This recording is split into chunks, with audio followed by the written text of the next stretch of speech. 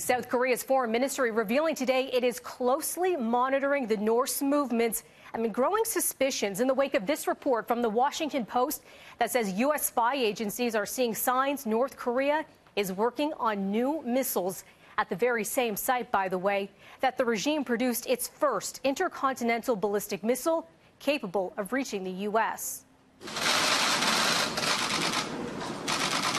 North and South Korea holding military talks today, their second meeting since last month aimed at easing tensions along the Korean peninsula.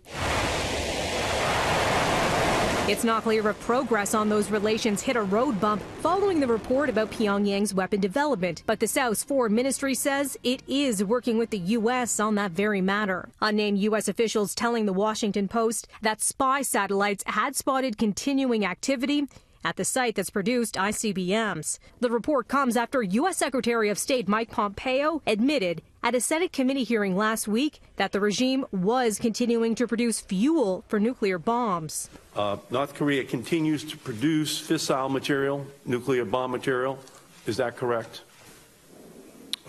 Senator, I'm trying to make sure I stay on the correct. Yes, that's correct.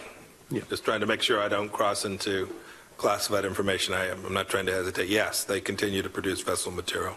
Last month, U.S. President Donald Trump and North Korean leader Kim Jong-un held their historic summit in Singapore, where the two pledged to work towards denuclearizing the Korean peninsula. But Trump was criticized for not reaching any firm commitments or a timeline. Still, shortly after their meeting, Trump tweeting in part, "There is no longer a nuclear threat from North Korea." There were reports last week, though, that satellite images indicated the North had begun dismantling facilities at a site used to develop engines for missiles, making good on a promise to Trump. But experts telling the Washington Post that the dismantling is seen as largely symbolic and that the site could be rebuilt within months.